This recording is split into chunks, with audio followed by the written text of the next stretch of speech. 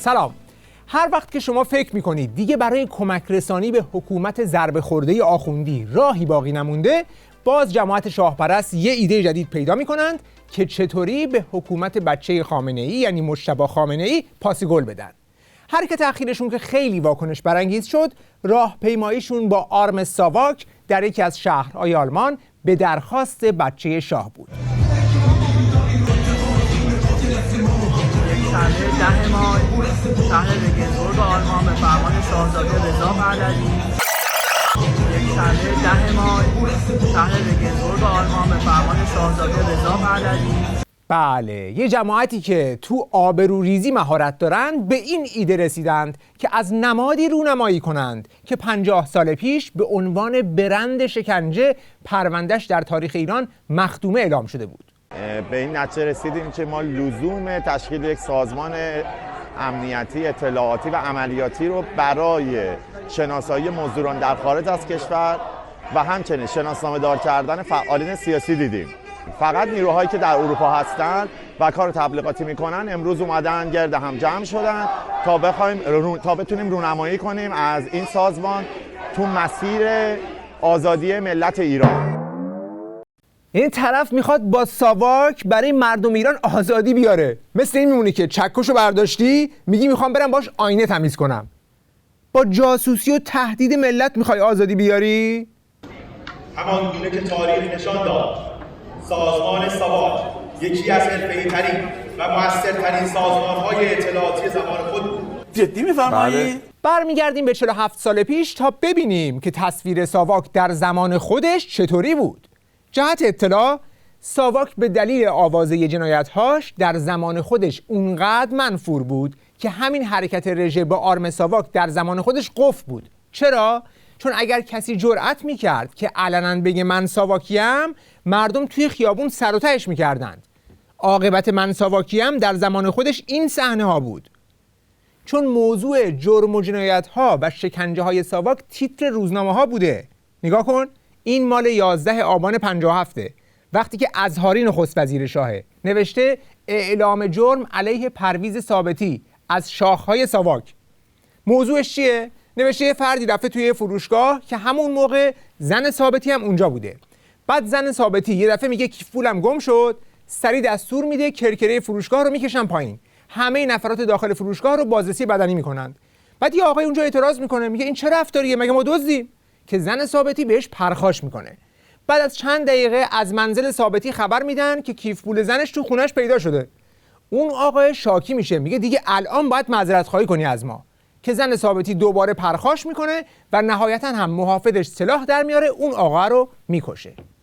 دیگه شما حساب کن ساواکی که در بیرون زندان مثل آب خوردن ملت رو میکشته، توی زندان چی کار میکرده؟ I was arrested and tortured in the ruins of Tehran, but really I don't like to talk about it because really others have been so much tortured and they have been so long at prison.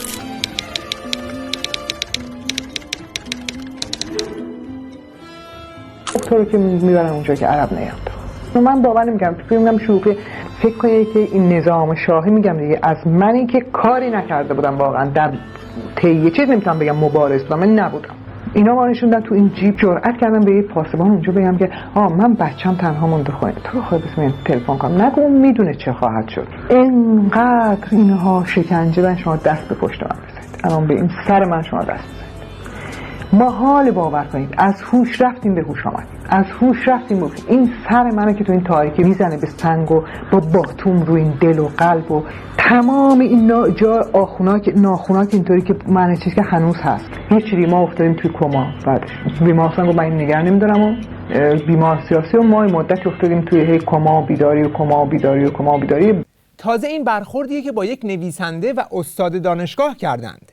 جنایت‌های ساواک به قدری برای رژیم شاه منفوریت ایجاد کرد که در ماه‌های آخر شاه مجبور شد برای کاهش خشم مردم خیلی از مقامات ساواک و در رأسشون پرویز ثابتی رو از کار برکنار کنه. بعد هم یک تحقیقاتی رو حول ثابتی راه انداختند و براش حکم ممنوع خروج دادن که ثابتی هم سریع از کشور فرار کرد. ولی 45 سال بعد توی آمریکا دوباره علیه شکایت کردند و الان هم محاکمش در جریانه. ساواک یه به اصطلاح نماد در جامعه ایران و نماد شکنجه و سرکوبه، ولی در دوره‌ای که نصیری رئیس ساواک شکنجه رو در ایران و سرکوب رو صنعتی میکنه در درون زندان‌های ایران و دوره‌ای که ثابتی به این مقام میرسه و ادامه پیدا میکنه تا نزدیک سال 57 در واقع شر مطلق ساواک. اتاق بازجویی بود. البته حالا میزا و قفسه‌هایی که توش اسناد و مدارک بوده بیرون بردن. ولی خب اینجا این تختم مال خود بازجوه، چون اینا مثل سگ اینجا کار میکردن. بچه‌ها که از اتاق شکنجه می‌بردن اینجا اینطور نبود که باز اینجا هم چیه نشسته مثلا راحت باشه. اینجا که نشسته بود یهو می‌دیدی دورش چیه، به قدر مثلا این 6 تا موزاییک هم تو خون رفته همینطور، از چون خون همین از پر و پا خون میرفت. و همینجا با شلاق می‌زدش میگفت این خونا رو باید بخوری یا بلیسی. یا مثلا می‌بست دستشو به تخت، مثلا زیر 5 تا انگشتش چیکار می‌کرد؟ زیر 5 تا انگشتش سوزن فرو می‌کرد. زیر 5 تا انگشتش سوزن فرو می‌کرد و خیلی به اصطلاح راحت سر تک تک این سوزن‌ها رو چیکار می‌کرد؟ با فندک داغ می‌کرد که داغی رو حرارت منتقل می‌کرد زیر ناخن که اینا همه چرک می‌کرد و مثلا تا شب و اینا چی می‌شد؟ تا شب یا تا فردا این ناخن‌ها خودش می‌افتاد. این که ساواک شکنجه می‌کرده نه تنها کاملا محرز بوده، بلکه بحث روز این بوده که شکنجهگران ساواک رو چطوری محاکمه کنند. مطالبه محاکمه شکنجهگران ساواک یک مطالبه عمومی بوده که 21 دی 57، یعنی هنوز شاه توی ایران بوده ها که داشتن این چیزها رو توی روزنامه می نوشتند. بعد وقتی بختیار آخرین نخست وزیر شاه میخواد بیاد سر کار، باز اولین ماده برنامه دولتش برای اینکه اعتباری نزد مردم کسب کنه انحلال سازمان اطلاعات و امنیت کشوره، یعنی انحلال ساواک. خود اعلی حضرت همایونی هم پذیرفته بود این موضوع رو. پس ببین ساواک در همون زمانی که شاه هنوز سر کار بود انحلالش کلید خورد، چون شاه دائما به خاطر شکنجه‌های ساواک زیر ضرب بود. You do what every country does. Sure, if torture is necessary, you torture. Not the torture in the old sense of torturing people, twisting their arms and doing this and that. But there are intelligent ways of questioning now. Well, they talk about psychological and physical torture. Physical, I don't believe. I talked not anymore. Maybe in the old days, maybe. I talked just today to a man whom I believe, who told about torture. He was tortured? Yes. And you believe that he was tortured? Yes. How many years ago? Within, I want to be very careful, not yesterday. Well, maybe. I don't know. The word has gone out to stop it. To stop what? Torture. But a long time ago, yes. خود شکنجه در اصل، یعنی خیلی ها تصور میکنن که شکنجه برای این است که کسی که شکنجه میشه حرف بزنه، اما در حقیقت در بطن خودش شکنجه یک کارکرد مهمتر از اون داره، این است که کسی دیگه حرف نزنه. آوازه ساواک اون زمان به عنوان بی‌رحم‌ترین سازمان پلیسی دنیا همه جا پیچیده بود، طوری که در پاییز 57 روزنامه لوموند در مورد شکنجه‌های ساواک مقاله داشته. میگه یه استاد دانشگاهی رو فقط به جرم اینکه از انقلاب سفید شاه توی کلاسش تعریف نمیکنه میگیرن، بازداشتش میکنن، بعد با جزئیات شرح میده که چه بلاهایی سرش آوردن و چقدر شکنجهش کردن. دست آخر طرف میگه هیچ مدرکی در دست نبود، زیرا من نه تروریستم آنچنان که میگویند، نه چریکی هستم که در گروهی مخفی فعالیت داشته باشم و حتی مارکسیستم نیستم. انبوهی از این گزارشات در رسانه‌های خارجی یا توسط عفو بین‌الملل منتشر می‌شده با ذکر اسم و نمونه‌های بیشمار از کسانی که فقط به جرم داشتن جزوه‌های سیاسی بازداشت شده بودند و در اونجا شلاق خوردند. روزنامه هرالد تریبیون در آذر 57 گزارش میده از قول یک آمریکایی که گذرش به زندان‌های شاه افتاده. میگه اونجا فردی به اسم محمد بود که توسط ساواک به جرم داشتن 2 کتابچه مارکسیستی دستگیر شده بود و بعد هم شرح شکنجه‌هایی رو میده که اینجا اصلا نمیشه دیگه تکرارش کرد. زندان‌های ایران پر است از جوانان و نوجوانانی که به اتهام اندیشیدن و فکر کردن و کتاب خواندن توقیف و شکنجه و زندانی میشوند. آقای رئیس دادگاه، همین دادگاه‌های شما آنان را محکوم به زندان می کند. یک سازمان عریض بوروکراسی تحت عنوان فرهنگ هنر وجود دارد که تنها یک بخش آن فعال است و آن بخش سانسور است. هر کتابی قبل از انتشار به سانسور سپرده می شود، در حالی که در هیچ کجای دنیا چنین رسمی نیست. سانسور کتاب میدونی یعنی چی؟ یعنی یه چیزی مثل فیلترینگ و قطع اینترنت الان. چون اون زمان که اینترنت ماهواره نبوده که تنها شیوه ارتباط با افکار دنیا خوندن کتاب بوده که ساواک کتاب رو فیلتر میکرده. نه تنها کتاب رو سانسور میکرده، بلکه هر کسی که کتاب می آورده یا به کسی دیگه کتاب میداده دستگیر و شکنجه میشده. یه فردی به اسم عبدالله مردوخ رو میگیرن، میزنن، شکنجه میکنن، بهش هم نمیگن برای چی. دست آخر متوجه میشه که جرمش این بوده که یک کتاب به یک دانشجو قرض داده بوده.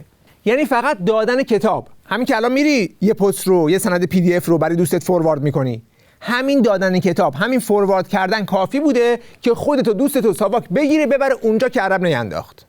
وقتی که این آهنگ ضبط شد با هزار زحمت و اینها، در برنامه خوب ما آقای قربافشار قرب جمعه پخش میکردن در تلویزیون ملی ایران، نشسته بودیم. بعد وقتی که شروع کرد به اصطلاح خوندن، وسطش یه دفعه قطع شد. بعد گفتم خدایا چی شد؟ برای چی قطع کردن؟ هنوز 1.5 ساعت مونده تا آخر شب برنامه‌شون. بله. به هر حال خدمت عرض کنم که فرداش زنگ زدم، بعد آقای پازوکی گفت من خواستن مقامات به خاطر همین آهنگ. به خاطر این آهنگ. بعد خواسته بودن ایشون رو، بعد به خاطر شعرش گفتن البته ما که شما رو میشناسیم، همه چیز مسئله خیلی هنرمند بالایی هستین، ولی میخوام این شعر مقصودتون چی بوده؟ من خسته ای و من از این قفس میرم و فلان اینا. شما مملکت حالت قفس داره. اون به اصطلاح مفهوم شعرتونه برای ما.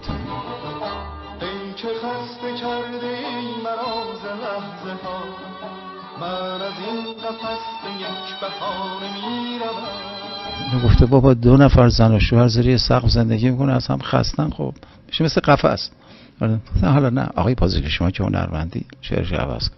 اون عوض کرد که من ز پیش تو به یک بهانه میروم. کلمه قفس عوض گفته. ببین برای شعری که توش گفته از این قفس خسته ای، پازوکی رو مقامات خواستن.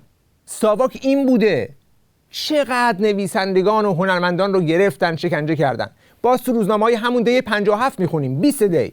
هنوز شاه تو ایران ها نوشته ساواک نه تنها از سانسور کتاب ها، بلکه از اخراج نویسندگان از محل کار و از شکنجه های قرون وسطایی نویسندگان و شاعران و محکومیت آنها در دادگاه نظامی ابایی نداشت.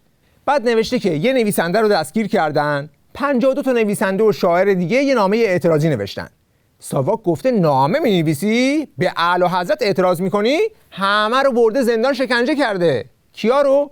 ناصر رحمانی، بهازین، سپانلو، غلام حسین ساعدی، میم آذرم، رحمان حاتفی، منوچهر هزارخانی. Because he had published some articles on the living conditions of the urban poor, Dr. Saidi was taken, handcuffed and blindfolded, to Tehran's notorious Evin prison. I was blindfolded and taken to the torture room. I was hung from the ceiling and tortured in various ways. They stripped me naked and I was thrown onto the bed. My hands were tied. They started whipping me and using nails and skewers. All of them demanded that I confess. But I didn't know what I was to confess to. They made me stand against the wall and remove the blindfold from my eyes. 3 revolvers were pointed at me. They were competing with each other for the privilege of killing me.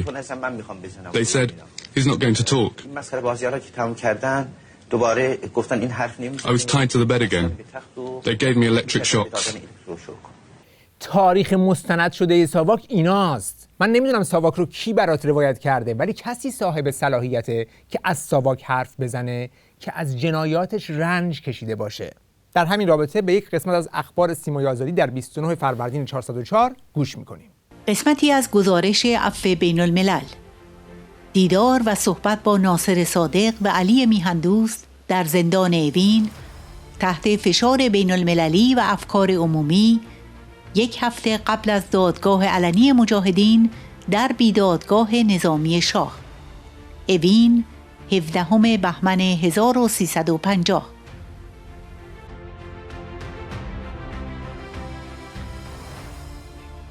گزارش هیئت عفو بین الملل از ایران در سال 1972. بازدید از زندان اوین همراه با وکیل نوری البلا.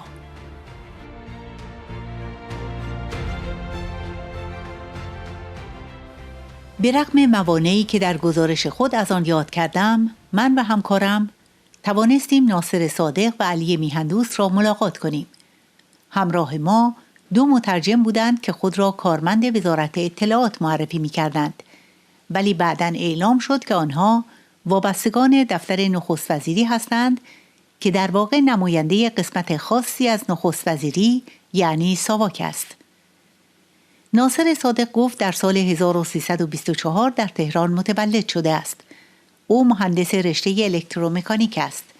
او مدرکش را در سال 1346 دریافت کرده و پس از خدمت نظام وظیفه در شرکت پارس الکتریک مشغول به کار شده است. او در شهریور سال 1350 دستگیر شده و از آن زمان تا کنون زندانی بوده است.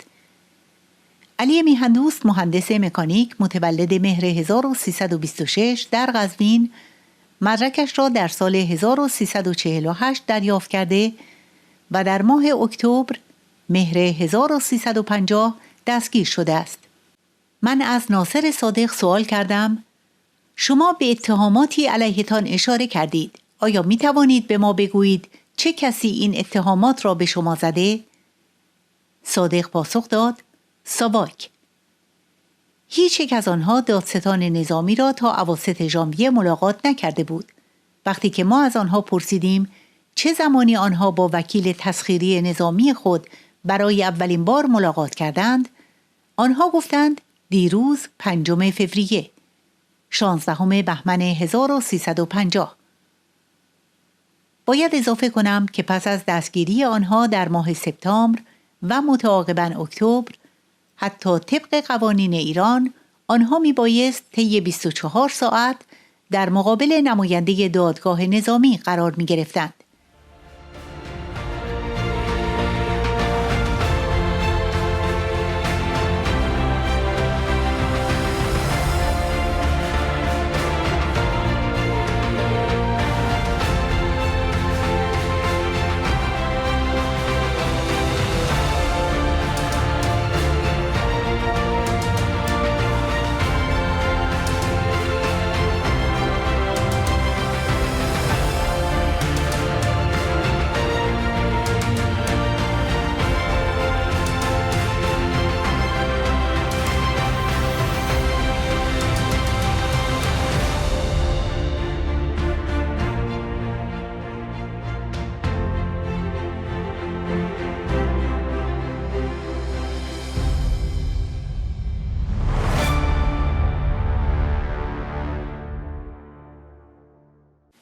زمانی که از ناصر صادق سوال کردیم چه شکنجه‌هایی اعمال شده، او پاسخی طولانی مدت به زبان فارسی داد. اما این پاسخ به بیان کوتاهی توسط مترجم ترجمه شد و مترجم گفت آنها روزی که دستگیر شدند کتک خوردند. صادق به من اشاره کرد که این ترجمه درست نیست و من سوال را تکرار کردم تا اینکه مترجم ناراحت شد و همان جملات قبلی را گفت. سرانجام من از صادق پرسیدم آیا دوستان تو نیز کتک خوردند؟ او به انگلیسی پاسخ داد نه، آنها کباب شدند. در اینجا مترجم ها به ما گفتند که این مصاحبه تمام شده و زمان رفتن رسیده است. صادق به من اشاره کرد که می‌خواهد با من صحبت کند و زمانی که نفر همراهم به زبان فرانسه با مترجمینی که فشار می آوردند تا برویم صحبت می کرد، صادق به من گفت که با دسته یک کلت رولور به او زده‌اند که باعث خونریزی و از حال رفتن او شده است. او به من گفت که مسعود احمدزاده، عباس مفتاحی، منصور بازرگان و بدیزادگان و دیگران با گذاشته شدن روی میزی که با حرارت سرخ شده بود سوزانده شدند. بدیزادگان پس از آن در ناحیه نیمتنه فلج شده و تنها با چوب‌های زیر بغل می‌توانسته راه برود. سخنان پایانی او به من این بود: به آنها بگویید که من بهروز دهقانی را در اتاق شکنجه در حال مرگ دیدم. من می‌توانم تأکید کنم که توصیفات میز فلزی که ناصر صادق از آن می‌گفت دقیقاً با علامت 4 گوشی مطابقت داشت که صبح همان روز من در پشت مسعود احمدزاده دیده بودم. خب بحثمون رو ادامه میدیم که فی‌الواقع چه کسانی صلاحیت دارن و میتونن در مورد رژیم شاه و ساواکش گواهی بدن و منظورشون سفیدسازی اون دستگاه منفور دست نشانده نباشه. کسانی میخوان این تاریخ مثلا شاهنشاهی رو توضیح بدن که صلاحیت توضیح دادن ندارن. یعنی ببینید مثلا او رو که شکنجه نکرده، ببینید میدونید در بین جریان‌های سیاسی که مخالف شاه بودن کمترین هزینه رو اتفاقاً روحانیت دادن. ما حالا اگر آیت طالقانی رو بذاریم کنار که واقعا شکنجه شد، هزینه داد، اکثریت روحانیان که سیاسی نبودن تعداد کمتری از اینها معمولا تبعید میشدن. ولی اون فرض کنید مادری که مثلا 3 تا 4 تا بچهش اعدام شدن زمان شاه، فرض کنید عزیز رضایی مثلا، خب 3 تا 4 تا مهدی رضایی، خب این درد رو کشیده، خود این مادر رو بردن توی زندان، اونقدر کف پاش شکنجه دادن گوشت پاش جدا شد. این باید بیاد توضیحی بده دیگه، نه اون آخوندی که خودش اصلا توی انقلاب نبوده یا اون هزینه رو به تناسب نداده یا ماکسیموم مثلا از این شهر خوش آب و هوا مثلا تبعید شده به یک شهر مثلا بد آب و هوا. داره اشاره میکنه به مادر رضایی ها، شاهد زنده شکنجه های ساواک که به جرم مادر چند مجاهد بودن شکنجهش کردن. هنوز آثار شکنجه روی پاهاش هست. 5 دفعه به من شلاق زدن، هر دفعه دیگه نمیدونم چقدر میزدن دیگه، واقعا طاقت فرسا. دفعه آخریش من خودم زدم به بیهوشی، اصلا تکون نخوردم، گفتم میزنی میکشه دیگه، چی هر کاری بخواد بکنم. بعد دیگه دست من یه سیگار روشن که زد به دستم که من زنده میمردم دیگه، من تکون نخوردم بازم. بعد دیگه من بازم کردم. این هنوز بعد چند ساله؟ چه؟ میگم بعد از چند ساله هنوز پاتون اینجوریه؟ قلوبه شده من با ساگفا سابیدم صافش کردم. این آثار جرم شاهه، باید باشه. پا من انقدر شده بود، بعد اون وسط هم انقدر سراخ. پس ببین ساواک و ساواکی در زمان خودش، یعنی در همون زمان شاه، اینقدر نفرت انگیز بودند که همه تلاش میکردن از این اسم ننگین فاصله بگیرن. سلبریتی ها، اینفلوئنسر های اون زمان می اومدن اعلامیه میدادن که آقا من ساواکی نیستم. روزنامه ها تیتر میزدن حسن روشن ساواکی نیست، ناجوان مردانه است که مرا ساواکی اعلام کنند. محمد نصیری قهرمان وزنه برداری، ناصر حجازی و روشنزاده میگویند ساواکی نیستیم. نگاه کن، ساواک در زمان خود محمد رضا شاه منفور بوده، در همون زمان مجبور شدند انحلالش رو اعلام میکنند. نخست وزیر شاه میگه منحلش میکنم، همون مجلس دست نشانده شاه انحلالش رو تصویب میکنه. روزنامه ها میگن شکنجه بوده، لوموند میگه شکنجه بوده، عفو بین الملل و صلیب سرخ میگن شکنجه بوده. بعد توی ابله رفتی تیشرت ساواک پوشیدی اومدی شعر میخونی که من ساواکی ام. همجور که داخل عکس پایین که واسهتون گذاشتم میبینید، ما 2 تن از کسانی هستیم که داخل راهپیمایی با تیشرت آرم ساواک با افتخار شرکت کردیم. ساواکی ام، ساواکی، ساواکی ام، ساواکی، بگو ساواکی ام، ساواکی، دشمن ایران رو به گل میمالی، جاوید شاه. یه شاه پرست ساندیسخور تیپیکال، سطح فکر و مطالعه در حد جلبک، فکر میکنه چه کار قشنگی هم داره میکنه که رفته توی این لباس جنایتکاران ساواک و در واقع داره با همه جنایات اونها همدستی هم میکنه. فقط اینو دیگه نمیتونه بگه که چی یا چند گرفته یا قراره بگیره، چون اگر اینو بگه دیگه ساندیس ساواک نشان خبری نیست. شعور سیاسی که ندارید، ارزم ندارید، تاریخ کشورتون رو ورق بزنید 2 صفحه از اون رو بخونید. حداقل عقل اینو داشته باشید وقتی یک نفر یک نمادی رو میاد دست شما میده یا میگه اینو بپوش باش رژه برو، یه سرچ بزن ببین داستان پشت این نماد چیه. این نمادو دادن به تو بپوشی و گفتن خیلی خفنی. انقدر نادانی نمیدونی معنی چیه. ساواک به عنوان یکی از مخوفترین، ترسناکترین و وحشیانه ترین سازمان امنیتی در جهان شناخته شده. خوب گوش بده. سازمان حقوق بشر، سازمان حقوق قضایی آلمان از تک تک شماها مستند میسازن، سراغ تک تکتون خواهند اومد، یا جریمه میشید یا زندان یا اقامتتون رو برای همیشه از دست خواهید داد.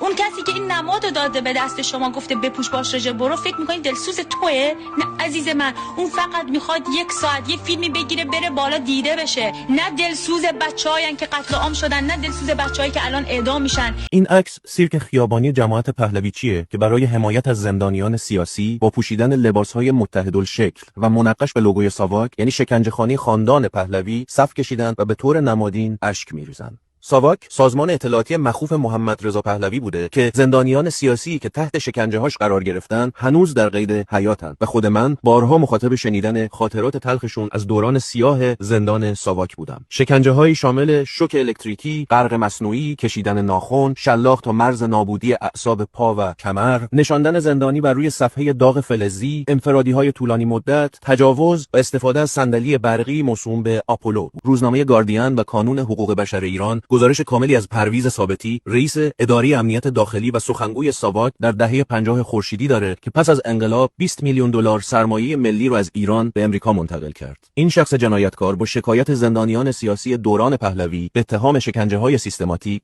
گرفتن اعترافات اجباری و سرکوب گسترده مخالفان نظام سلطه در دادگاه فدرال فلوریدا مورد مؤاخذه قرار گرفته. توی شبکه‌های اجتماعی میگن به هر کدوم از اینا 20 یورو دادن که بیان این تیشرت رو بپوشن. ولی 20 یورو که سهله، 2000 یورو هم بدن، هیچ ایرانی با شرفی نمیره خودش رو به گل این ننگ بماله که مبلغ جنایتکاران ساواک بشه. چرا؟ چون این خیانت به همه دادخواهان قربانیان ساواک شاهه، چون این همدستی در جنایات ساواکه، چون این بهترین هدیه برای جنایتکاران حاکم امروز نظام آخوندیه که بگن نگاه کنید ما هم بریم باز یک سری جنایتکار دیگه قراره بیان، دوباره میخوان بساط شکنجه و اعدام بیارن. نایتمرتون میشم، شما رو به آسونی نباید کشت. زجرت میدم، بچه‌هاتو به سیخ کباب میکشم. تمام ماها یه روزی برمیگردیم و فکر اون روزم بکن، چون خود من به شخصه دارم ترین میشم که پوستتو قلفتی بکنم. ببین شما رو که نباید یهو کشتتون، الایف پوستتو میکنم. این یکیشه، این یکی از پلنایی که ریختم. زنده زنده پوستتو میکنم، آپساید داون که آویزونت کردم میدم بچه‌ها رو پوست کنده شده سیگار خاموش روشن کنن. جاوید شاه. آخرین نبرده ساواکی برمیگرده. ساواکی کجا میخواد برگرده؟ هپروتی. ساواک اصلا نرفته که بخواد برگرده. جهت اطلاعات، ساواک بعد از سرنگونی شاه نه تنها از بین نرفت، بلکه با کل ساختارش برگشت توی همین رژیم خمینی مشغول خدمت شد به این رژیم. این رو هم من بگم، نمیدونم بگم یا نگم، ولی میگم ساواک 11 تا اداره کل داشت. یک اداره کلش بعد از انقلاب حذف شد، ما بقیش ماند. رفتن نامه نوشتن به امام و بیعت کردن. همین خود ساواکی ها نه بعد از انقلاب، قبل از انقلاب نامه نوشتن، اسامیشون رو نوشتن و دادن که ما هستیم با و میدونیم این سیستم ساواک، سیستم شاهنشاهی سیستم کثیفیه و فاسده و ما میخوایم با شما باشیم. بعد از انقلاب هم فقط اداره سوم، اونهایی که شاکی خصوصی داشتن، شکنجهگرانی که زده بودن کسی رو از بین برده بودن و پرونده خصوصی، پرونده هایی که عموما شاکی خصوصی داشت مورد محاکمه قرار گرفتن. عموما هم افراد چندین نفر رو زیر شکنجه از بین برده بودن، مثل آرش، مثل تهرانی که اون اتفاقات رو در تپه اوین و اداره سوم ساواک تقریبا منحل شد، یعنی تصفیه شد. مابقی افراد ساواک در حالا یک جریان جدیدی به اسم اطلاعات نخست وزیری ماند و خدمت کرد. کمک‌های بسیار زیادی به انقلاب اسلامی کرد، حتی یک بخشش به اسم ضد جاسوسی. اداره ضد جاسوسی ساواک خیلی تونست کمک بکنه، به خصوص اون مقطع حوادث کردستان. پس ساواکی که شما دنبال رونمایی ازش هستید اصلا نرفت، بلکه توی همین رژیم، توی وزارت اطلاعاتش، توی اطلاعات سپاهش ذوب شد، اونم به فرمان شخص خمینی.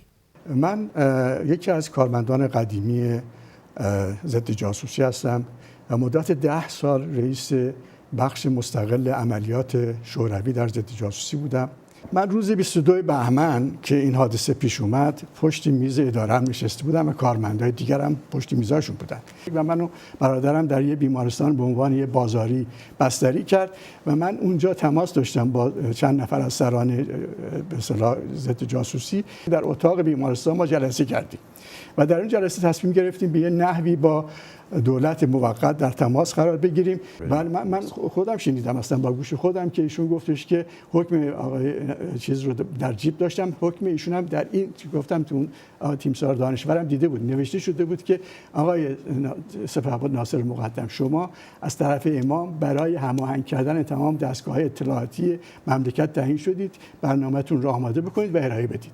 بعد ساواکیا اینقدر برای رژیم در زمینه سرکوب مخالفین کارایی داشتند که هر جا مردم میرفتن یکی از این ساواکیا رو شناسایی میکردن و میگرفتن، همکاراشون سریع اقدام میکردن تا از پشت یواشکی ساواکیا رو آزاد کنن که بتونه برای رژیم کار کنه.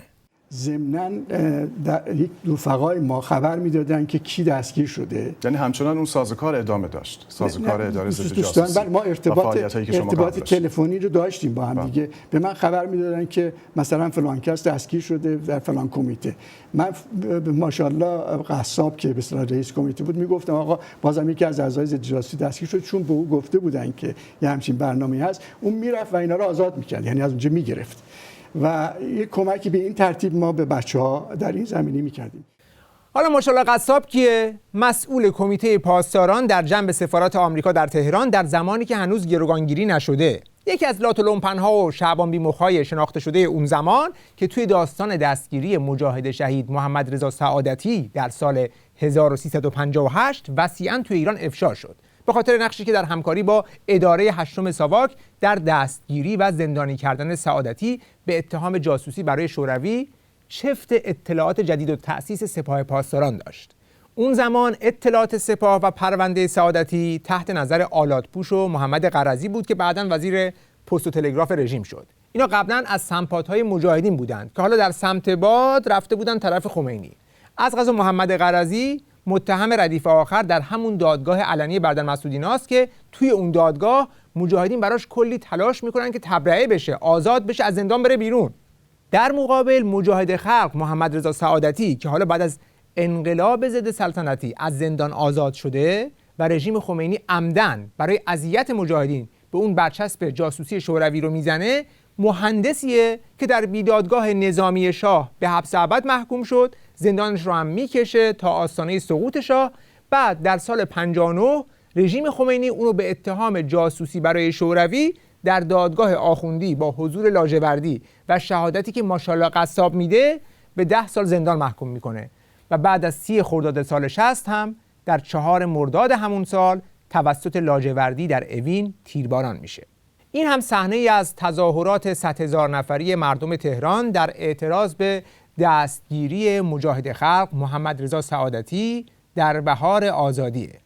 در 12 تیر سال 1358 که توطئه خمینی رو در مورد جاسوسی سعادتی نقشه برآب کرد و بعد هم دیگه پدر طالقانی در دفاع از مجاهدین وارد شد و خمینی مجبور شد موقتاً به لحاظ سیاسی خفقون بگیره. اما سعادتی رو سفت و سخت در همون زندان اوینی که مجاهدین تا 1 سال قبل همونجا بودن نگه داشت. خب ساواکیا رو رژیم خمینی کجا میخواست به خدمت بگیره؟ این ساواکیایی که منفور ملت بودند رو برای مقابله با کی به خدمت گرفت؟ تمام کارکنان ساواک و حتی خانواده هاشون و فرزندانشون تحت فشار مردم به خاطر تبلیغات وسیعی که علیه ساواک شده بود قرار گرفته بودن و ما ناچار بودیم یه عملیاتی انجام بدیم که این مسئله رو از آقای خمینی بخوایم که تأمین بده به هم کادر ضد جاسوسی هم کارکنان ساواک. به همین دلیل یکی از دوستان من که رئیس بخش اصلاح ضد جاسوسی در امر سفارت شوروی بود تلفن کرد، گفت مطلب مهمی دارم. اومد منو دید و گفتش که قرار هست که بین، ولی ایشون تلفن کرده بود با سعادتی قرار گذاشته بود، یعنی ولادیمیر فیسوک دبیر دوم سفارت شوروی تلفن میکنه به محمد رضا سعادتی و قرار میذاره برای محلش میگه، ساعتش میگه، با همدیگه رو ببینن. بعد هم من با سرپرست این کار شدم و این دستگیری رو انجام دادیم. البته داستانش مفصله چه اتفاقات افتاد، ولی دستگیر کردیم. پس ساواکی‌ها چون منفور بودن و نمیتونستن توی جامعه در بین مردم بچرخن، رفتن یه عملیات بر علیه مجاهدین انجام دادن، سعادتی رو دستگیر کردند تا در ازاش از خمینی چی بگیرن؟ من البته با این شرایط به اصطلاح دستگیر کردم. خواستم که آقای آیت الله خمینی در یه سخنرانی مردم رو به اصطلاح وادار بکنن که دیگه مزاحم کارمندای ساواک و خانواده‌ها به خصوص کارمندای ضد جاسوسی نشن و تأمین گرفتم ازشون. و در واقع این تأمینم فردا در ساعت 2 بعد از ظهر در تلویزیون پخش شد. ایشون تأمینم داد به کارمندان ساواک و گفتن که دادگاه‌ها به کار اینا رسیدگی می‌کنن، دیگه مردم تعارض نکنن به اینا. اینا از مخالفین سرسخت خمینی یعنی مجاهدین سعادتی رو دستگیر کردن، تحویل خمینی دادن تا از خمینی امان نامه بگیرن. بدبستون شیخ و شاه رو می‌بینی؟ پس اگر دنبال این میگردی که چه کسانی کمک کردند که رژیم خمینی تثبیت بشه، چه کسانی در حذف مخالفین خمینی کمک کردند، آدرسش همون ساواکیه که آرمش رو گذاشتی روی تیشرتت. در سالهای بعد هم همکاری ساواکی‌ها با سپاه ادامه داشته، به طور مشخص در زمینه حمله به مجاهدین و زدوبندهای استعماری علیه مجاهدین. اینا فکته. اینا رو پرویز معتمد گفته، یکی از سر اکیپ‌های گشت ساواک که از کشور خارج شد ولی برای دریافت حقوقش با رژیم و سپاه رابطه برقرار کرد.